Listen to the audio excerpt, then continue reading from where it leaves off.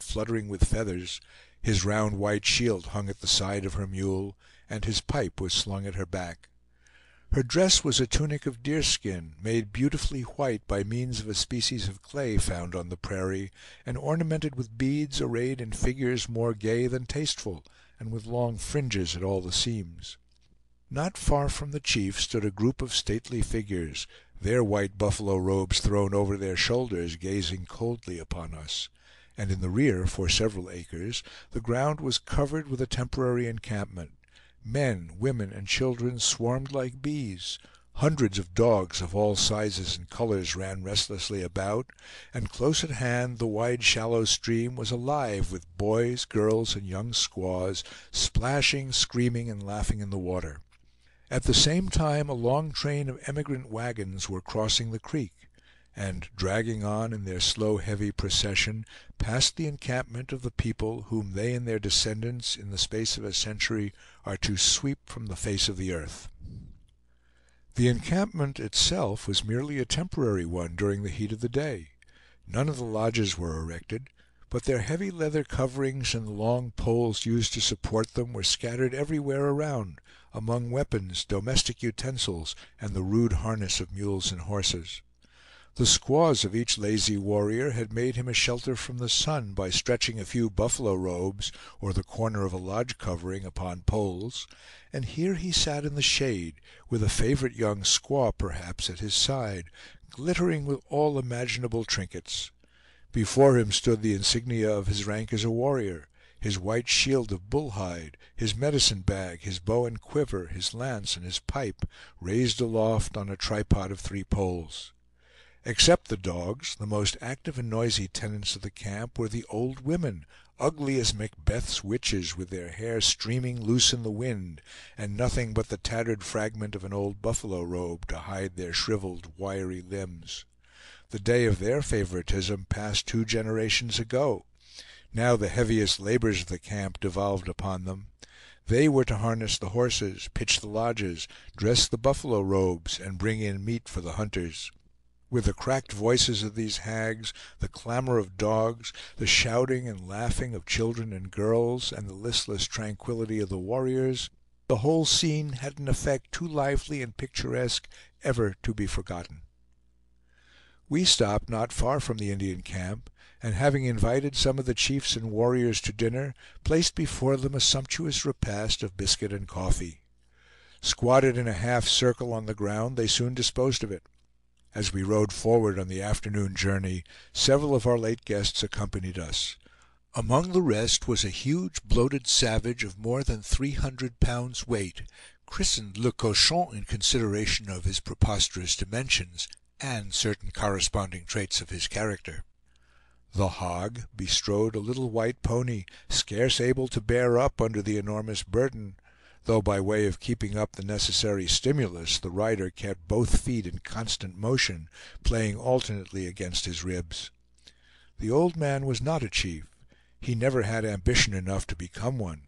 He was not a warrior nor a hunter, for he was too fat and lazy, but he was the richest man in the whole village. Riches among the Dakotas consist in horses, and of these the hog had accumulated more than 30. He had already 10 times as many as he wanted, yet still his appetite for horses was insatiable. Trotting up to me, he shook me by the hand, and gave me to understand that he was a very devoted friend, and then he began a series of most earnest signs and gesticulations, his oily countenance radiant with smiles, and his little eyes peeping out with a cunning twinkle from between the masses of flesh that almost obscured them. Knowing nothing at that time of the sign language of the Indians, I could only guess at his meaning, so I called on Henry to explain it. The hog, it seems, was anxious to conclude a matrimonial bargain. He said he had a very pretty daughter in his lodge, whom he would give me, if I would give him my horse.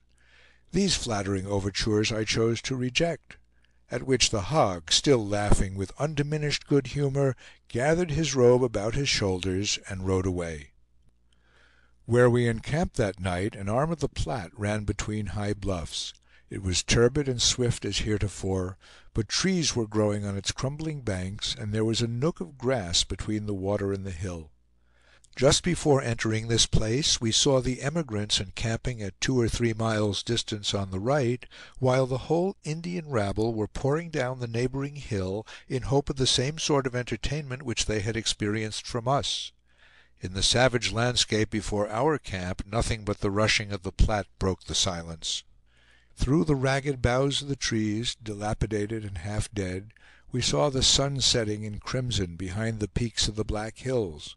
The restless bosom of the river was suffused with red, our white tent was tinged with it, and the sterile bluffs, up to the rocks that crowned them, partook of the same fiery hue. It soon passed away.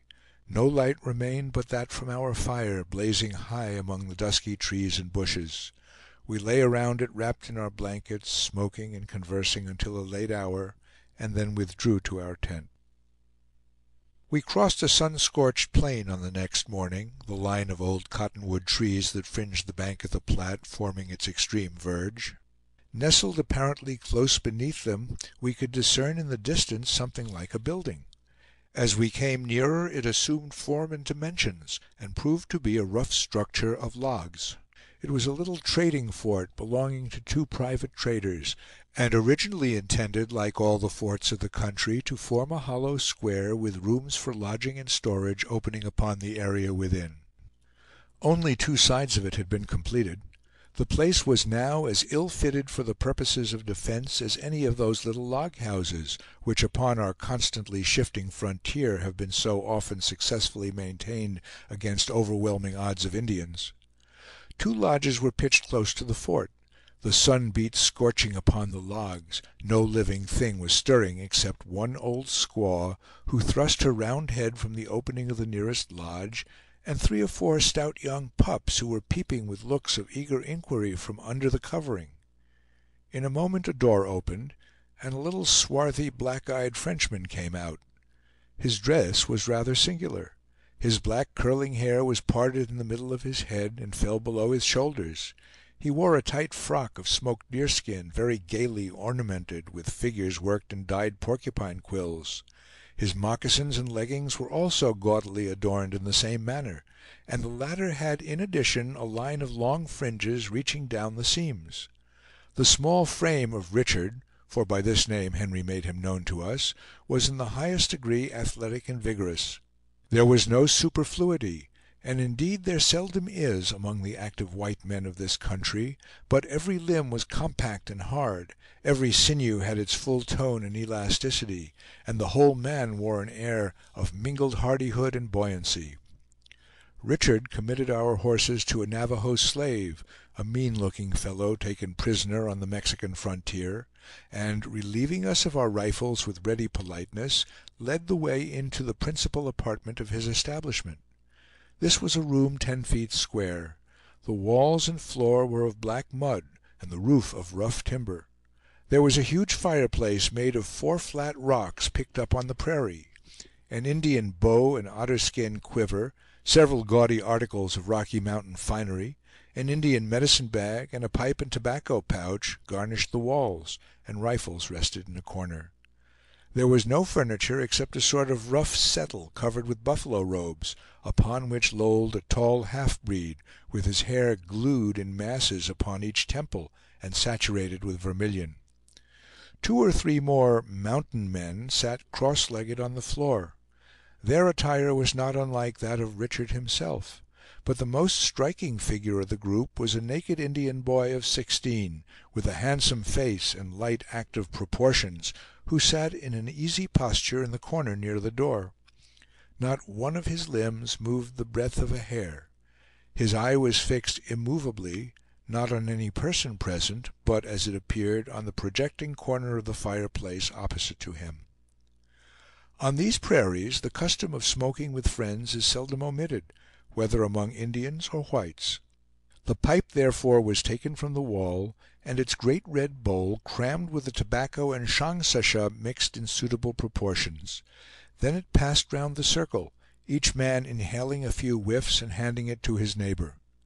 Having spent half an hour here, we took our leave, first inviting our new friends to drink a cup of coffee with us at our camp a mile farther up the river. By this time, as the reader may conceive, we had grown rather shabby. Our clothes had